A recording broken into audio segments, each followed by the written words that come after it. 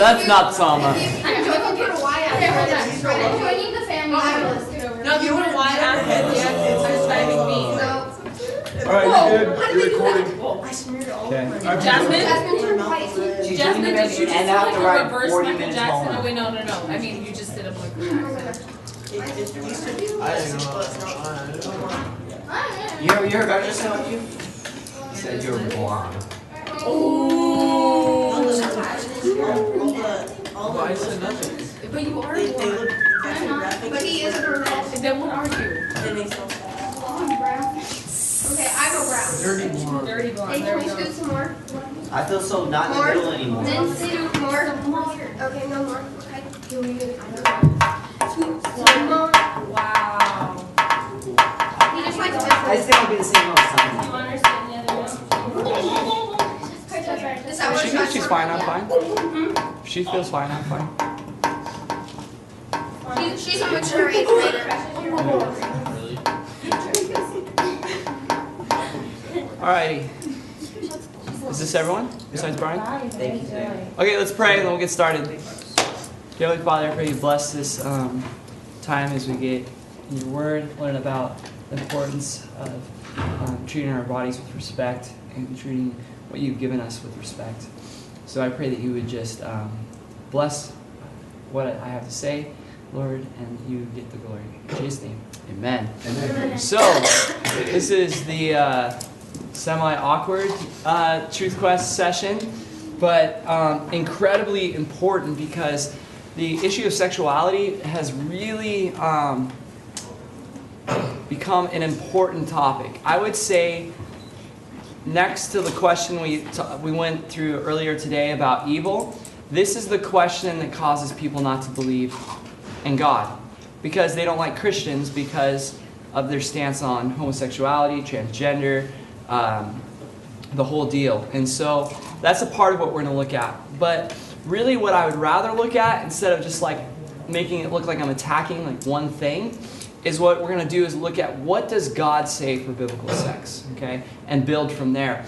Now, I waited till Wednesday night to teach this message because we've already established there's a God, the Bible is true, and that He loves us, and He wants the best for us, okay? So based off that, that's my foundation. So I don't have to look at any other view but the biblical view, okay? So I'm going to teach from the biblical view, now assuming that we're all convinced that the Bible is true, and that is the foundation for living life, okay? So let's go from there. So, to be able to have a meaningful discussion about sex, we first need to start with a standard. C.S. Lewis said, we call sadism a sexual perversion, but you must first have the idea of a normal sexuality before you can talk of its being perverted. And you can see which is the perversion, because you can explain the perverted from the normal and cannot explain the normal from the perverted. Okay, were you tracking with that? Basically what he says is this. You have a standard. Here's the standard. You can talk about all these other things as perversions. But if there is no standard, you can't talk about what's normal. Does that make sense? You have to have something that's normal to be able to show what is perverted or perversion of what God has designed to be pure. Okay, so what does God have to say about sexuality? That you are to abstain from sexual immorality. To put it in like common modern vernacular, it'd be anything that basically turns you on, really. So anything on that level. I remember the old, I think it was Mazda car commercial, where the guy is like, he touches the car, then he can imagine himself driving the car. That's what sexual immorality is. So if that's holding hands and you can imagine yourself driving the entire car, you shouldn't be holding hands, right? If you're hugging and you can imagine yourself driving the whole car, you shouldn't be hugging or kissing or whatever it might be, okay? Flee from sexual immorality. You need to run from it. There's a story in the Bible about this man named Joseph, and this woman comes in and he's like in charge of the house. He's basically like, it's kind of like the whole pool boy story. And she's like, hey Joseph, why don't you come lie with me? You're pretty hot stuff there. And he was like, whoa, whoa, whoa, whoa. You're like the master's wife. No, I'll never do that. And she goes, lie with me. And she grabs him by the coat. Now this is an aggressive woman, okay? You don't want to get involved with this. So what does he do? He takes his arms out of his jacket and he flees the place with the jacket left behind. You know what she says? He tried to take advantage of me and I got his coat. Man, that woman is wicked. So you need to flee from sexual immorality. But among you there must not be even a hint of sexual immorality. So not even a little bit of it. It's not like you can have allow a little perversion. It's like none of it. There should be none amongst Christians. Put to death, therefore, what brings to your earthly nature sexual immorality, impurity, lust, and evil desires. Our generation faces more pressure with sex on the way to the bus stop than when our grandpa was out looking for it on a Saturday night, right? It is crazy how much you guys have to face when it comes to sexuality and sexual perversion today. Cell phones make it super available, and social media is making it even more available, and it's becoming scary how it's right in front of us. So, why did God give us these commandments? Because love provides the foundation for biblical sex. Most teens say that love is a greater determinant than whether they would get caught. Love makes it right. You guys might have heard it said, right? Well, love makes it okay. Well, at least as long as they love each other. And that's true. But the reality is that love is not selfish. And sex before marriage is selfish. So therefore, we should love and not be selfish. True love looks out for the betterment of the other person and not their own selfish desires. If a guy, ladies, wants you to get you to sleep with him before marriage, he's not looking out for your best. He's looking out for his best. And he's not the kind of guy you should want to be with anyway, okay? Purity provides the foundation for biblical sex. A woman or man that comes into marriage with their virginity communicates that they were committed to their spouse even before marriage. Listen, if you save yourself and you are faithful to not having sex before marriage, it will communicate so much to your spouse. It will communicate that you love them enough to wait. And then secondly, it will also communicate that you won't be unfaithful to them later. You know why? Because I know if you marry somebody who waited, then you have to be less worried about what they might do in the future. Doesn't mean that you have to be like super scared if they lost their virginity, but you need to have purity be the foundation first. Faithfulness provides the foundation for biblical sex. The Bible demands that two people remain faithful to each other in a lifetime commitment. Okay? You cannot remove the commands of God from His nature. Okay? So, once heard it said is like, sex and marriage is kind of like fire, right? You want it in the fireplace, not all over the house. Okay? Sex outside marriage is kind of like a wildfire, right? It just burns down people, okay? So when it's not within the confines of marriage, there's so much damage that can be done. And so we need to make sure that we're very careful with that. God is love. And so we need to be loving and not selfish. We need to be pure, as I said. We need to be faithful just as He is faithful. So, what is the purpose of sex? Number one is, okay, let me say this first. There's this story in this book, Ethics, that I read, where he talks about how there was this person who was working at a Microsoft or something like that, like a computer store, and they would get calls in and they write down funny things that people would call in with. And they would call in, and one lady was like, I can't get my foot pedal on my computer to work. And they're like, ma'am, what does it look like? Well, it has two little squares, and it's round, and it won't work. And she's like, ma'am, that is your mouse. You put it on your desk, and you roll it around. Or some person brought in their computer with a bunch of coffee in it, and they're like, the cup holder kept closing on my computer, you know? Or some people, a lady went this was Sean McDowell's mom. She called Sean, she's like, honey, I can't get my computer to work. It says close all the windows before attempting the next thing. And I've closed all the windows in the house and it still will not work, right? Now, when you don't understand what things are used for or why they're used, it becomes a problem. And it's the same way with sex. Too often people are engaging in sex way too early. They don't understand the purpose of sex. You might have had sex ed, but you haven't had sex ed morality, meaning that you don't know what the purpose is or why God gave it to you. And that's what I'm hoping to give you guys tonight, to show you what's the purpose. Number one purpose is procreation. Genesis 1:28 says, be fruitful and multiply.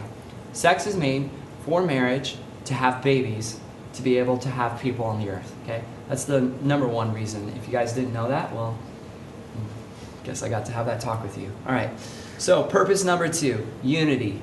Genesis 2:24. Sex bonds people in the most intimate of ways. This is not true just inside of marriage, but it's also true outside of marriage. It blows me away how you can have a sexual encounter and you can remember it completely, while there's other things in life like eating food that you completely forget. It's something that you remember forever. And when you have sex with someone, it's like you're connected on every level, physically, mentally, emotionally, and spiritually. And it's the equivalent of if you were to take two pieces of paper, put glue all over them, stick them together, let them dry, and then rip them apart. You're each going to get pieces of each other when you have sex. And it doesn't even matter if it's just casual or oral or anything like that. Having that kind of relationship bonds two people.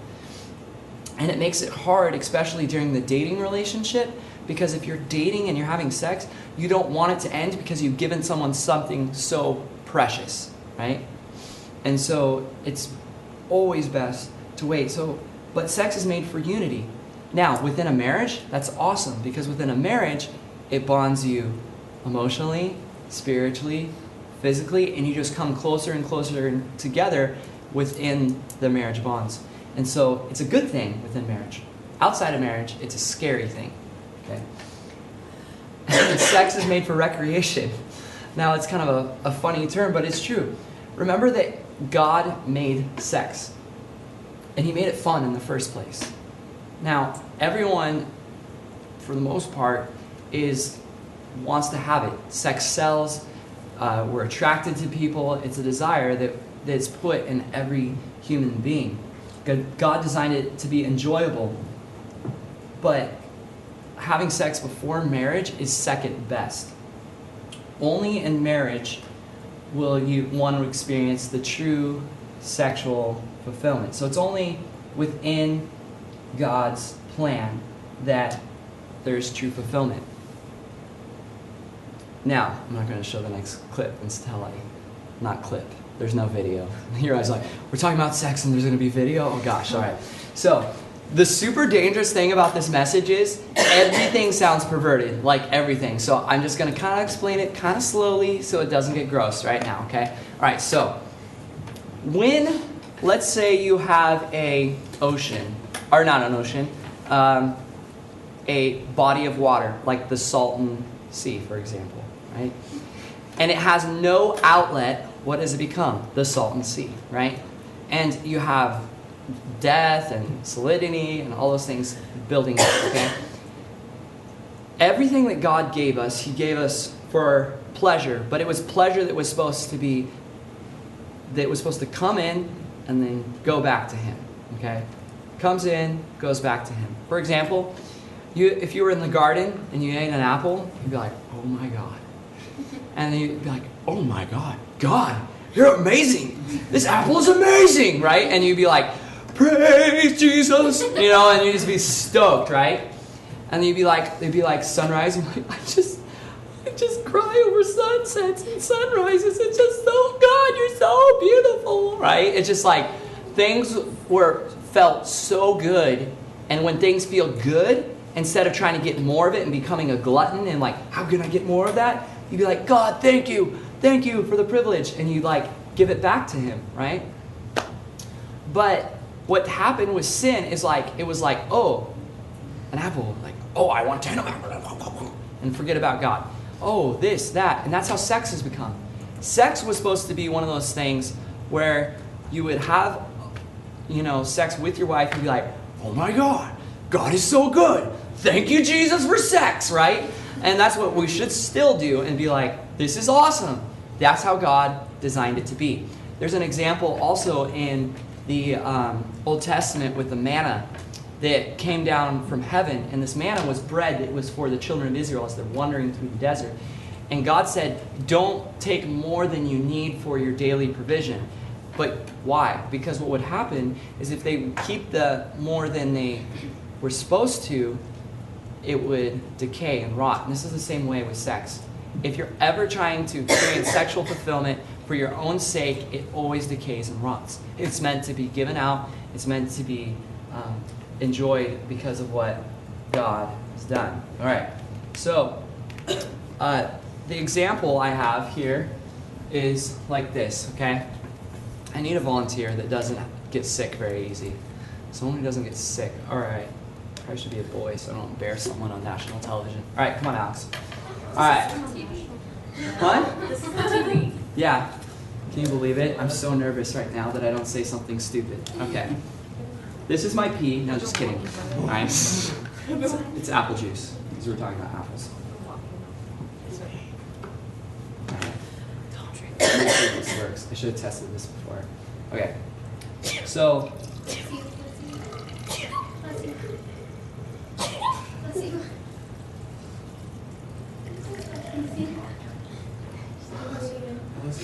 That noise is super clean plumbing? Yeah, it's super clean. Okay. Huh? It didn't sound great. All right, so here, you can take this. All right, so why don't you just take a sip off that? All right. Bro? For real.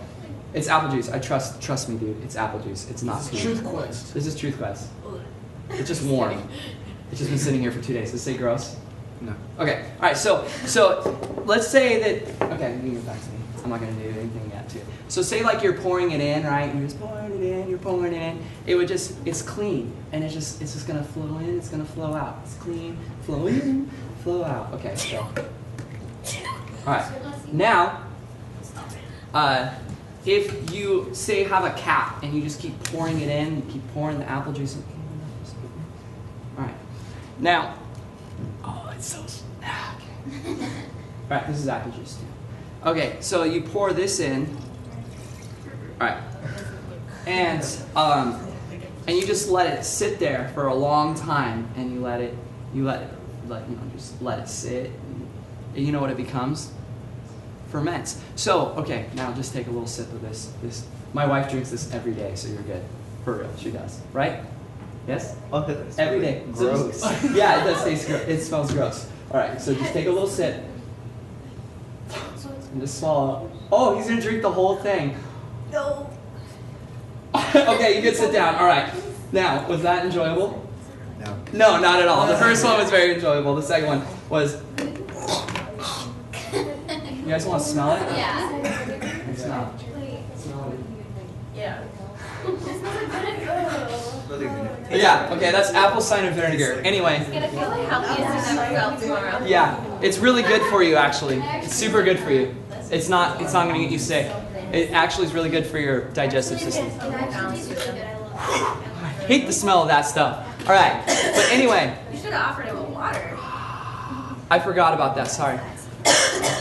Hold on a second. I can't smell this stuff. It's just gross. All right. And you gave it to me, no? Yeah, I did. Now he has a taste in his Yeah. mouth. Anyway. Okay, so it's the same way when it comes to pleasures that God gives us. If there's no outlet for those pleasures to go back to God or to be spent on other people, it becomes fermented, it becomes decayed, it becomes perverted. And that's the problem that we have. For example, There's a story in this book called Relativism that says, even more sobering is how America responded when art went on trial in the Cincinnati courthouse. At issue was an exhibit in the Contemporary Arts Center of the work of Robert Mapplethorpe, a talented photographer who had distinguished himself with, among other things, still life photography of flowers. The photographs on display included the following. A picture of a 10-year-old girl sitting in a chair with her knees up and her genitals exposed. A photo of a man who was naked except for cowboy boots, bent over with a bullwhip in his anus, and a shot of one man expelling a stream of urine into the mouth of another. The museum was charged with exhibiting pornography. During the trial, a curator of another museum who testified on behalf of the Mapplethorpe exhibit was asked if the urination picture was art. Yes, she said. Is it fine art? She said yes. Why? Because of the composition and the lighting. Each photo was acquitted of the charge of pornography and judged as fine art. After which the social commentator on the radio talk show host, Dennis Prager, observed, "Ladies and gentlemen, if some of the leading artists in a civilization see a man urinating in another man's mouth and sees composition and lighting and does not see their civilization being pissed upon, we are in trouble." You guys, our culture is getting gross. You know, I went into a contemporary art building and it's just naked pictures. I was like, what is going on? Or the F word, multiple. It's getting perverse. It's getting messed up. Why? Because we're thinking that pleasure is intended for us when it's supposed to be designed for a man and a woman to please each other, not to please themselves. No longer we will allow a hint of moral censor on sexual practice that we regarded as perverse only a generation before. We consider bullwhips and butt and urination in the face fine art. Abortion as a constitutional right, infanticide as a reasonable alternative to caring for a child with troublesome birth defect, lesbian and homosexual families as normal, and drug use as the national pastime. So, sexual perversions are growing. According to Google DoubleClick Ad Planner, which tracks users across the web, dozens of adult destinations populate the top 500 websites. Xvideos, the large porn site on the web with 4.4 wow, I became a New Yorker all of a sudden. 4.4 billion page views per month, and 3 times the size of CNN or ESPN, and twice the size of Reddit. Live Jasmine isn't much smaller. YouPorn, Tube8, and Pornhub, they're all vast sites that door almost everything except Google's and Facebook's of the internet. YouPorn hosts over 100 terabytes of porn and serves over 100 million page views per day. All told, this equates to an average of 950 terabytes of data transfer per day, almost all of which is streaming video. This is around 28 petabytes per month, which means our 29 petabytes estimate for Xvideos on the load side. It probably serves to 35 to 40 petabytes per month. So, it's becoming pretty accelerated. Humans have never lived in a world like this before. There was always been lust, and there have always been those who profited from it. Certain societies who had swaths of people held captive to it, whether through immoral religious practices or the debauchery associated with certain classes. However, access to the most explicit pornography is available 24/7 today to anyone and everyone with an internet connection. And by the statistics quoted in the article above, it appears they are accessing it. What used to happen at the pagan temple is now available in your child's bedroom, behind closed doors of people around the globe. Okay, so we see that pornography is growing, perversion is growing in our culture. Now let's talk about the F word, fornication. Okay, why do we have to wait to have sex? Saving sex for marriage pays considerable dividends. A lie of our society is that to enjoy sex in marriage, you need to be able to experience it before marriage. Statistics tell us otherwise, that those who had sex before marriage had less satisfaction than those who didn't. People benefit from committing to marital preeminence. National Review article talked about these young scholars, and it says, Adam and Eve were created from an apple tree, it said. Noah's wife was called Joan of Arc. Moses died before he ever reached Canada.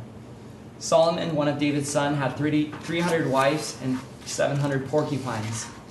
This is all kids they're interviewing. A Christian should have only one spouse. This is called monotony. Now, that's how some people view sex. One partner for life, that sounds boring. But in a committed relationship, sex just gets better. God's plan offers far greater sexual freedom. Sex,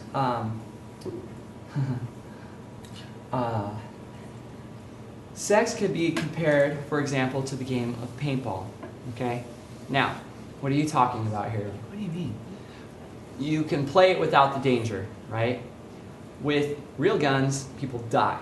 Okay? Sex within marriage, you don't have to fear consequences at all. People benefit from believing God created sex.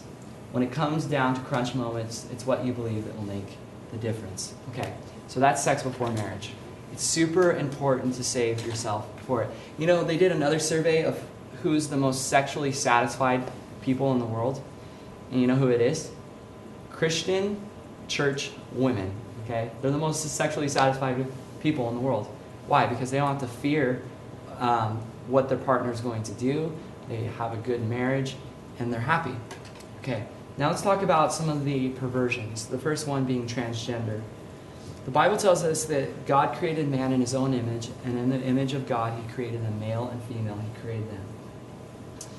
If a man feels like a woman, or vice versa, then there is a problem, not a normality.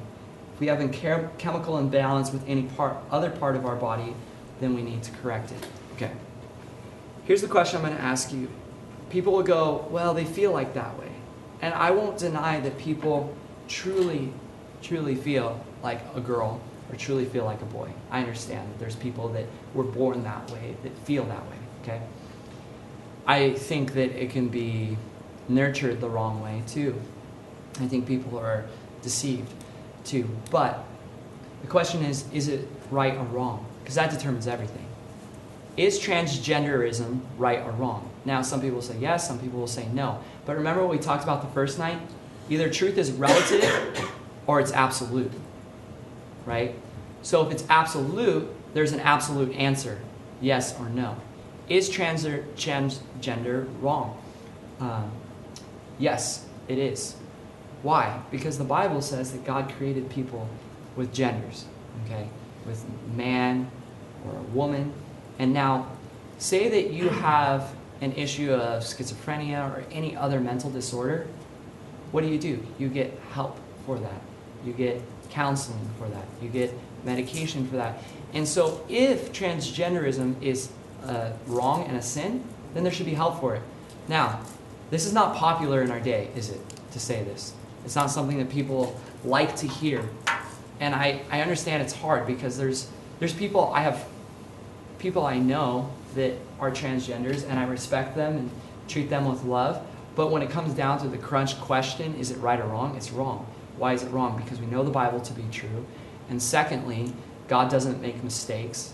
And thirdly, we know it's wrong because there's absolute truth, and it's either absolutely okay or it's absolutely wrong. Okay? Now, let's talk about incest. Incest is clearly forbidden in Scripture in Leviticus 18 and in 1 Corinthians 5. Now, one of the things that's interesting about incest, so check this out, and I hope you guys remember this, is that every time I've taught Truth Quest, people will get kind of uncomfortable when I start talking about how homosexuality and transgenderism is wrong. And the reason why is because our culture has drastically shifted in favor of it. Like 70% of our country is now in favor of gay marriage. And so when I talk about those things, you're like, oh man, that's not tolerant or whatever. But when I talk about incest, people are like, ew, gross, ew. But the reality is that if God has a standard, all perversions are the same, right? And so it's interesting that there's a different feel for incest. But one of the things I have to say is that God sees all and that God knows.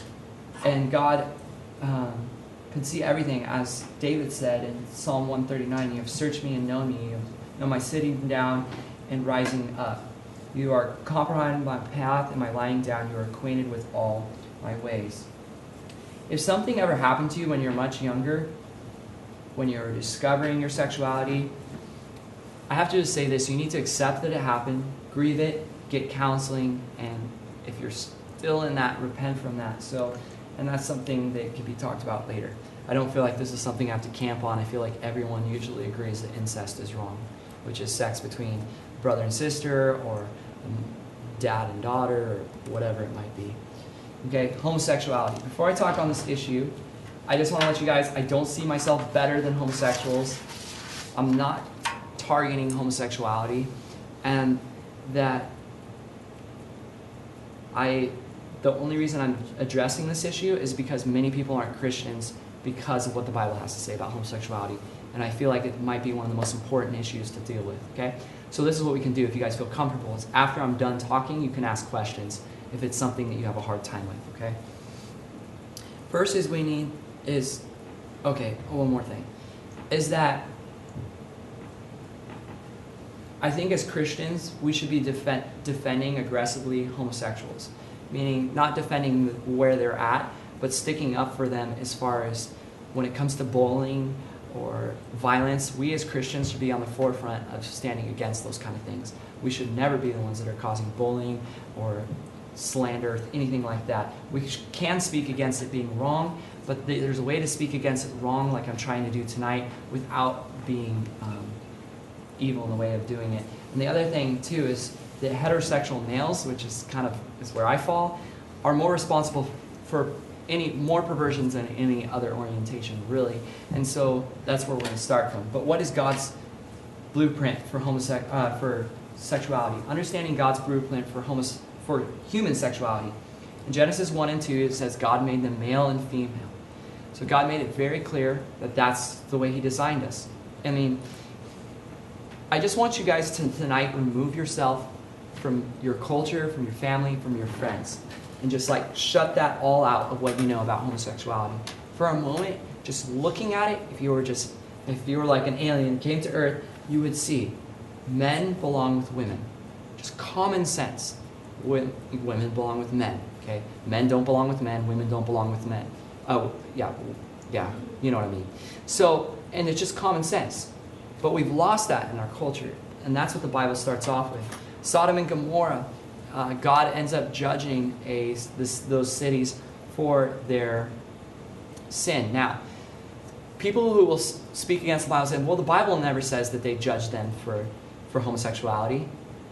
And you're like, well, okay, so what are you saying? Well, the story goes like this.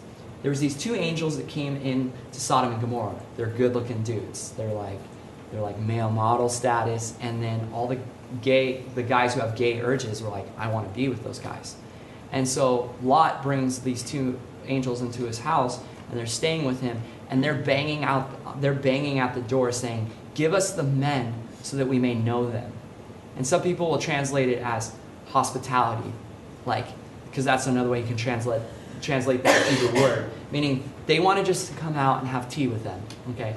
But then Lot says, I'll give you my daughter instead, which is totally wrong, and says, you can sleep with her instead of these angels, okay? Now, do you think Lot's saying, oh, you can have my daughter instead to have tea with? No, it's not talking about that. It's talking about sleeping with them. The Mosaic Law also says that you shall not lie with a male as with a woman. It is an abomination. If a man lies with a male as he lies with a woman, both of them have committed abomination. Now, many people will say, well, we don't still continue to... That's the same book that has that we shouldn't eat bacon and things like that. And they'll say, well, then that should just be thrown out. But there's a difference between ceremonial laws and moral laws. Because that same book talks about murder, talks about stealing, talks about rape, and we all hold to those as moral issues. It's pretty obvious that homosexuality is not a ceremonial or cultural law. It was a moral law. Okay, so we still hold to moral laws of the Old Testament. The New Testament in Romans 1:26 says, "For this reason God gave them up to their vile passions. For even their women exchanged the natural use for what is against nature. Likewise also the men, leaving the natural use for the women, burned in their lust for one another, men with men committing what is shameful, and receiving in themselves the penalty of error which was due." So the Bible clearly speaks against homosexuality. Now let's respond to some of the things that the homosexual agenda will make comments about. People should have their freedom to express themselves sexually without constraints. And I always ask the question, why and where do we draw the line with that? People should be able to do whatever they want. I hear that a lot. Two consenting adults should be able to do whatever they want. Whatever they want? Whatever they want? And where would you draw that line? Homosexual acts are fine as long as no one gets hurt. Many actions, such as lying or lust, can go without any consequences. But does that negate that those actions as wrong? Think about that for a second. When you lie, you can get away with it with no one being hurt. You could steal without anybody getting hurt. But is it still wrong? What do you guys think? Yes, it is, right? Because there's a higher standard of law, of moral law. People can have homosexual relationships and no one really gets hurt. But the truth is, does really no one get hurt? You know what I mean? Because those families have to now deal with it if they struggle with, that's wrong, and now I love this person, I don't know. But homosexuals have made such wonderful contributions to society. What does that have to do with morality, right? There's people that have done great things for culture. You may think that homosexuality is wrong, but you have no right to force your views on others. Remember the same point? Is that your view? Then why are you forcing your view on me? It goes back to that. If two people love each other, they should be able to do what they want. What about two children, two brothers, a mother, a daughter, a son, and a daughter? The problem is not with the love, but with the perversion of roles and sex. Okay, so the problem is not that they love each other, it's the perversion of that. One of the stories that I love in the Bible is about Jonathan and David, and it talks about how much they loved each other. I have some guy friends that I absolutely love. Brian and my friend Joey and my friend Robert. And man, I love them, right? Now, I have slept in the same bed as Brian and Joey before because we didn't have enough beds. But there wasn't anything perverted about it, right? There's nothing weird about that. We love each other, but we're not going to cuddle or anything. At least try not to as much as possible, okay? There's no perversion in it. A man can love a man and love them as much as they can without actually wanting to have sex with them, right? That's all of my male friendships, okay? Right? Wow, almost got that one wrong on national television, right? So, all my male friendships are that, okay? Man. I was like, what is the one thing I'm going to say this year in the sex talk and get it wrong? And I said the worst thing ever. Okay. All right, yeah, so. Oh, boy. Let's move on. Okay. They can't help it because they were born this way. What does that have to do with morality? People are born with homicidal tendencies and mental handicaps. Okay, this is one of the things I get the most common thing is, I know somebody, they were gay from the point they were 3 years old. They played with dolls, they wore dresses, they liked boys, all those things, right? Now, many of us know kids like that or people like that, right? And we'll be like, okay, well, they're born that way. I don't think there's real evidence to show that people are born gay, but I'm not going to fight people on that. You know why? Because I don't really have evidence that they're not really on the other side. I just don't think you can really strongly say they're born that way. Either way, it doesn't matter if you're born that way or not. Is it wrong or right? It always goes back to this question. Is homosexuality wrong or right? Because if it's wrong, it doesn't matter that you're born that way. There are people, I knew one kid who was 5 years old who tried to kill his little brother, right? And was put in a mental hospital for it. He was born with a homicidal tendency at that point in his life, right? Does that make it okay for him to try to kill his brother? No, it doesn't make it okay.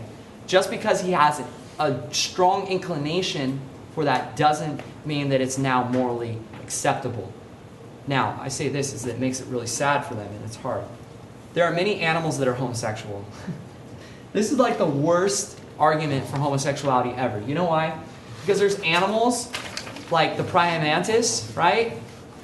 That they sleep together and then the woman eats the man, right? Yeah. Should we start doing that? Should we start having cannibalism and incest and stealing? Okay, if we're going to use the animal kingdom for our morality, we're just going down the tubes at that point. So that's a horrible argument for homosexuality. But, okay, I want to say this last thing. Homosexuality is a lot of times not a rational argument, but an emotional argument. We all know people that we love and are blessed to have in our lives that are homosexual, you know? I know some people that, like, they're some of my favorite people in the world. And it doesn't have anything to do with them being homosexual. I just love them as they're just great people. And so I love them as a person. I'm not like, oh, I just really think gay people are like the best friends or something. I really think they're awesome. And so a lot of times when I see those people in my life, it's like, oh, this is like a personal question. This isn't like a logical thing. Like in my deep down, I know it's wrong. And I think everyone knows deep down it's wrong. But you hate to tell somebody that you care about so much that they're wrong. And that what they identify as kind of the core of themselves is wrong. But the reality is that God can take a homosexual and change them and redeem them and change their thinking, because God is so much bigger than that, isn't He? God created the universe. He can change the heart of somebody who has those feelings. And it's possible. It really is. But I want to say something else, and this is super, super interesting to me. Homosexuality only Christians have a reason to tolerate and love homosexuals. Only Christians. Let me say that again. Only Christians can love and tolerate homosexuals. Why is that? Consider where homosexuals stand within the predominant views of morality. Remember when we talked about the instinct theory? That we have a sense of right and wrong because nature gave it to us. Evolution accounts for our universal moral code. This worldview is based on what? Survival of the fittest, or instinct. Homosexuals under this worldview would have the right to practice their lifestyle, but there would be no reason to protect them. In the animal kingdom, they would be killed off, right? So if we're using instinct morality like we talked about on night one, that view of morality is actually aggressive, should be aggressive towards homosexuality, because they would be lesser. Now, I'm not saying they're lesser people. Based on that worldview, they'd be less, because they're weaker and they cannot procreate. Okay? During relativism, when we look at relativism, what is true for me is true for me, what's true for you is true for you. All views are equally as valid. Just because a homosexual lifestyle may be practiced and protected in one country does not mean that it should be under this worldview. Check this out. I don't know if you guys know this, but I was going down my Facebook and I was blown away. There was these pictures of these men falling from a building. And I was like, what is going on? In Iran right now, along with in Iraq and Syria right now, where the ISIS is right now, not only are they desecrating Christian holy sites and killing Christians, they're throwing homosexuals out of buildings, and that's how they're killing them. They're throwing homosexuals out of buildings and killing them. That's wrong and disgusting. That makes me sad. But you know what? For the relativists, they have no foot to stand on and condemn that action. Why? Because their culture is doing what's okay for them. And our culture is doing what's okay for us. Do you guys track with what I'm saying? It's only within Christianity that we have an absolute morality where all human beings are valuable and loved by God, that we protect the homosexual from those kind of atrocities. You guys tracking with where relativism leads? It's amazing. So truly, only Christians, under their worldview, can consistently defend homosexuality. All right, now let's talk about one last thing.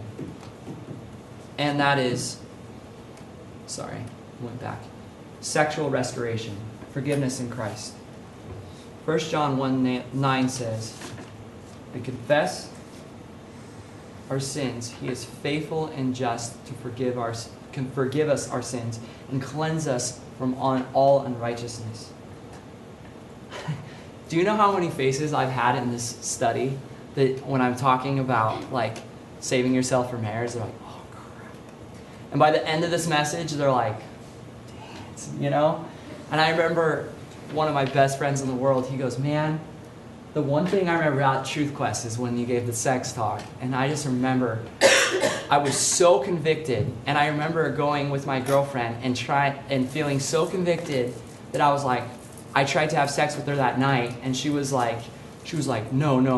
We definitely, and it was like 3 weeks. And I just felt like if we kept having sex, then the guilt would go away and all this stuff, man. And I never was the same from that point forward. I realized it was wrong and I couldn't go back, but he was telling me about all this and how he just felt so bad about it. But he felt like, well, I've already done the deed, I might as well keep doing it, you know?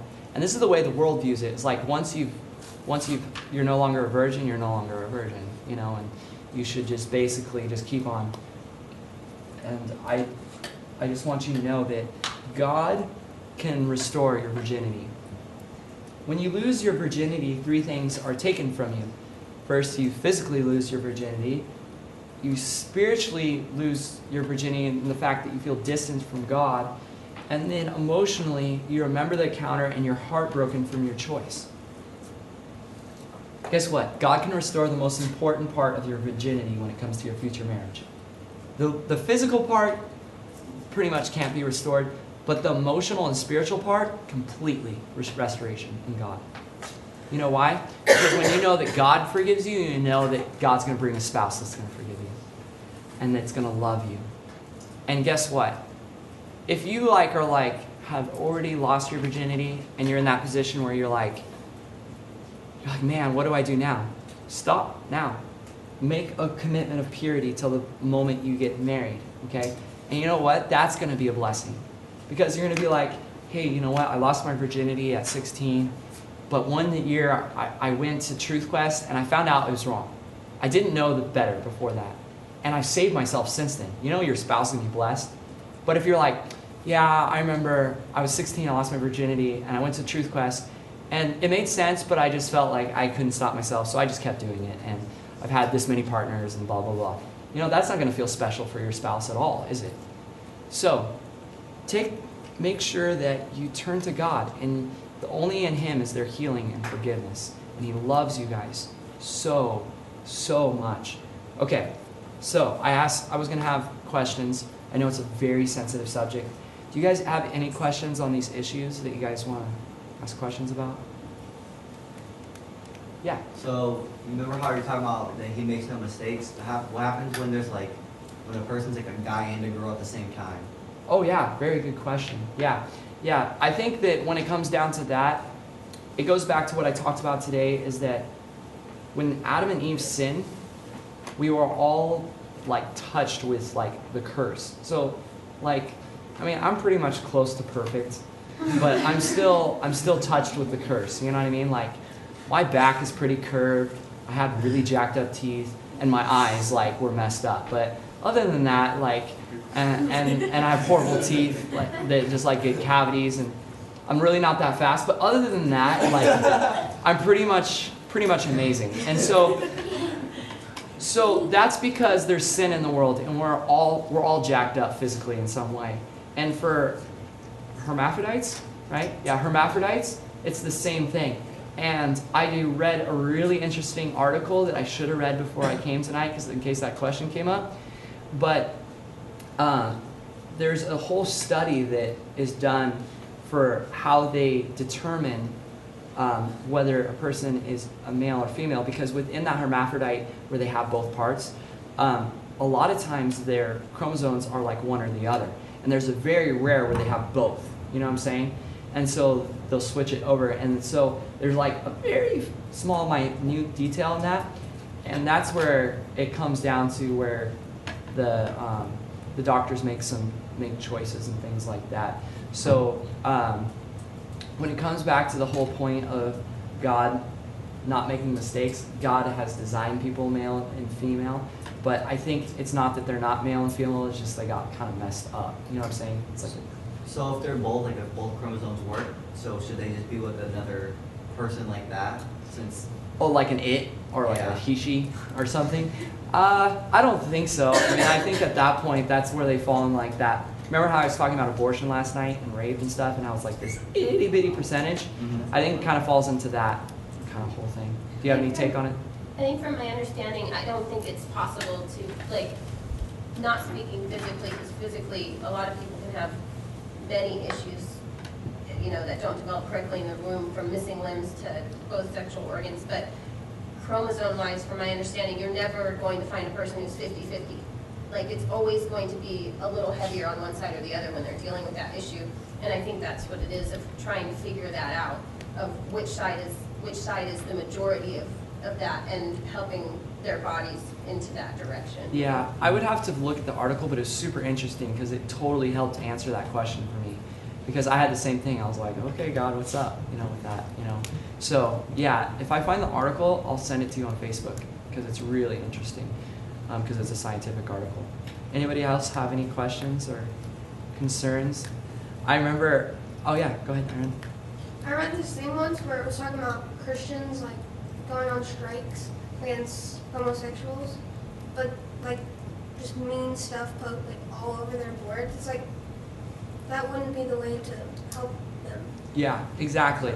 Yeah, I totally agree. It makes me super angry when Christians give us a bad name, right? It's kind of like some people in the homosexual movement that gives homosexuals a real bad name too. Yeah. You know? You can't, like, one group of people can't determine what everybody is, though. Oh yeah, totally. Totally. Yeah, I've been kind of blown away by some of my friends that are homosexuals. I'm like, you're the most conservative homosexual I've ever met. But, you know, so I just think that,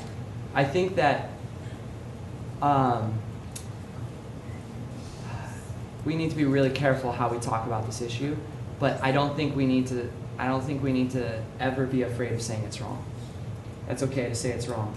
Now, what about the issue of gay marriage? That's kind of an interesting comment. Okay, so we can say that homosexuality is wrong, right? But should we allow gay marriage in our country? It's an interesting question. I've been kind of researching that on my own. That's kind of where I'm at.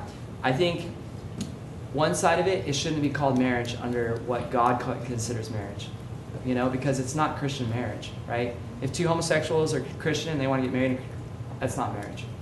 If two homosexuals, under the fact that they don't believe in God and they want to have equal rights, I'm like, okay, well maybe, because, you know, but I still think it's wrong.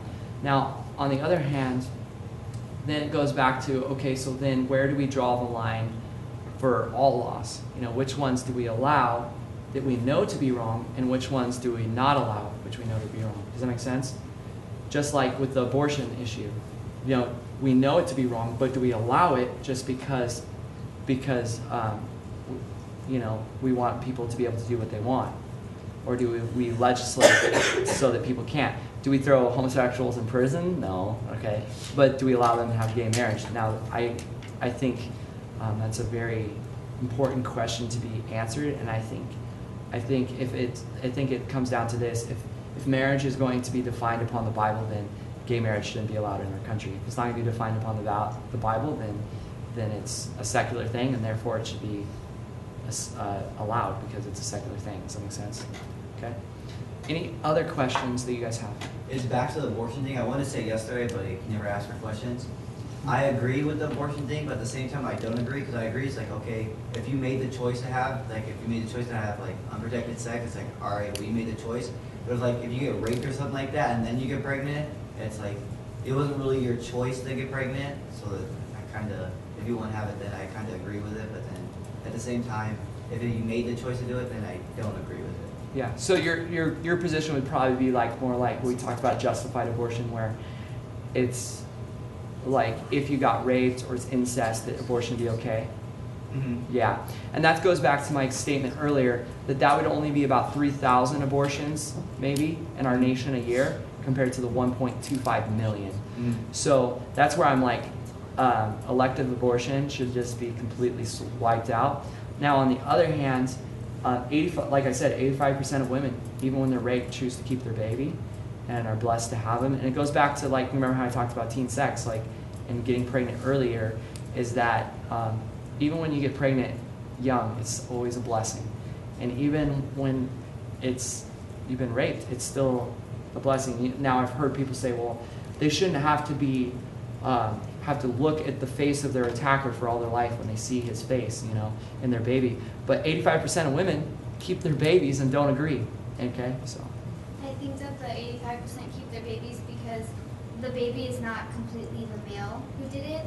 The baby is also part of the woman. Yeah. So I think a lot of them keep it because they look and they also see themselves in their child. Yeah, that's true. It's a life. Yeah. Yeah, and like I said too, it's not the fault of the baby that how they came into the world. We have to remember not to remove the personhood from a baby. Like, we get so caught up in going, oh, it's a baby, like, or it's just cells or whatever, but there is a progression. Like, you're not just cells, you become a person. Like, this baby will be a person. Yeah. So imagine the idea of going, well, I'm just going to kill that person. Yeah. We wouldn't just walk up to somebody and kill somebody because they're inconvenient, or even if something happened and now that person's very inconvenient for me.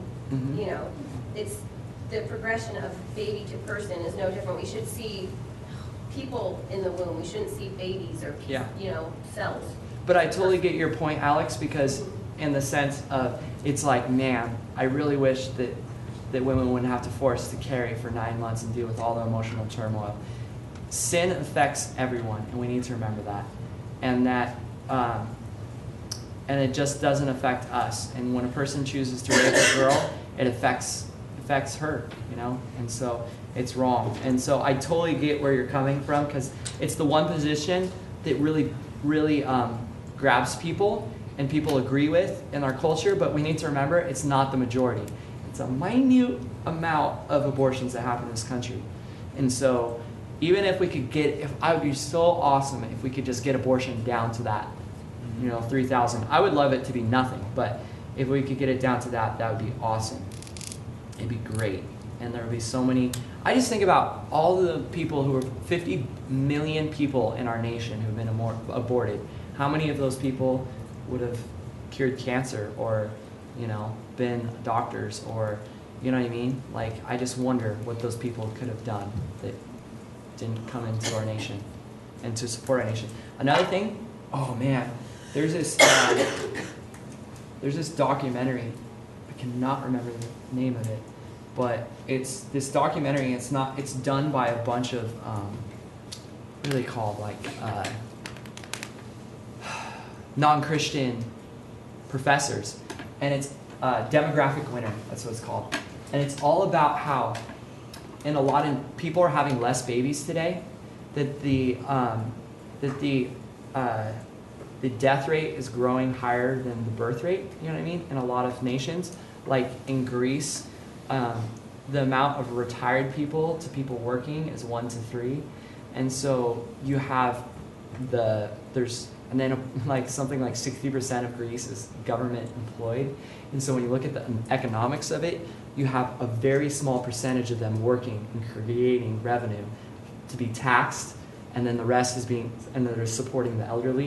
And what's happening is nations are having an issue, and in our country, our birth rate is being flipped, and that's why we have to rely upon immigration. Well, the problem is that Mexico, their death to birth rate is being flipped too. And in coming generations, if we don't start having more kids per family, we're going to see that our economic is going to just be drained. And I think a lot of that has to do with abortions that's been taking place, because there's not enough young people to support how many older people there are now. It's becoming an issue. It's a super interesting documentary. It goes back to building the walls, reasons why we believe what we believe. All right, so any other questions about tonight? It was really interesting because I know that this is probably the reason that a lot of people have a hard time coming to youth group or coming to church or something, because it's they're like, I know that church doesn't think they think homosexuality is a sin, and I know that it's really hard to want to step in a door like that. But I remember there was one girl who she was super supportive of homosexuality, super supportive, and she came to Truth Quest and she sat in the session and then we're in Knott's Berry Farm, and we're talking, and she was just, it was so cool. I was so blessed by her because she was intellectually honest, and when you have this long conversation, she's like, you know what? I hate to say this because I know my friends are going to like it, but you're right. And I said, you know, you can still support the rights of making sure they're not bullied and that they're treated respectfully, but you can still call it wrong. And she's like, you're right. And so I just want you guys to take the time to be intellectually honest, okay? I don't beat up on homosexuality. I just like to call it what it is. It's wrong. It's a sin. Yes, Alex? So when somebody gets pregnant and then they lose their baby, is that like, did God just just second guess himself and decide that it shouldn't be there, or what? Like, what happened to that? Okay. Yeah, that's a good question. I don't. God knows the number of our days, but the reason that we die is because of things that happen in life. You know, car accidents, drug overdoses, things like that. You know, actions we take, diseases we have, and so it's the same way with the baby that dies in the womb. It dies in the womb for whatever physical causes they are, but I believe in the thing of what theologians call the age of accountability, meaning there comes a point where people don't know, they don't know how to place their trust in Jesus, they don't know about Jesus, and I believe those people will be in heaven. And so for those babies, I believe they're in the arms of Jesus. The other reason is, and in Psalms and in 1 Samuel, David is talking about his baby that died in childbirth was in the arms of God. And so there's a sense that babies that die early or kids that die early go to Jesus because they weren't accountable yet. I believe that accountability starts when you're able to understand what it means to believe in Jesus. And I think it's about the age of the people that are coming here tonight, where you're accountable for that. So. And I think it's a normal idea that we all desire to live as long as possible, We all want to live to a really old age, and it's hard for us to make sense of babies dying or of kids dying or even of young people dying, but we have to look at our lives and realize sin has entered, and whether we cause our own death in some way of doing something wrong, or just in general our bodies break down, they're not perfect anymore, and sin enters in and cancer comes in and whatnot. Our lives, even the 90-year-old, even the 100-year-old, is still a vapor compared to eternity. Yeah. And so it's that kind of helps my heart in going. It breaks my heart. I followed this little girl online and really fought for her and prayed for her, and she ended up losing her life to cancer, and it hurt really bad. But it's oh my goodness, God, there is just this, our life is a blink of an eye, and what we go through and the suffering and the pain, or what we didn't get to experience and whatnot that we think we should, is not even comparable to eternity of life with Jesus, Yeah. And another thing is that someone that dies at the age of 2 years old, their life's not cut short because they still have eternity. But what is cut short? All the suffering. You know what I mean? Not that you think oh man, they never got to be married, they never got to have kids, but that's nothing compared to eternity, and they didn't have to deal with all of the stuff they would have dealt with. But that doesn't mean that we should end our own lives and try to go there earlier or anything like that. But it just means that they got to avoid a lot of suffering too. So it's another perspective. Any other questions? And we'll break. Last question. Okay. Awesome. If you guys have questions tomorrow night in the second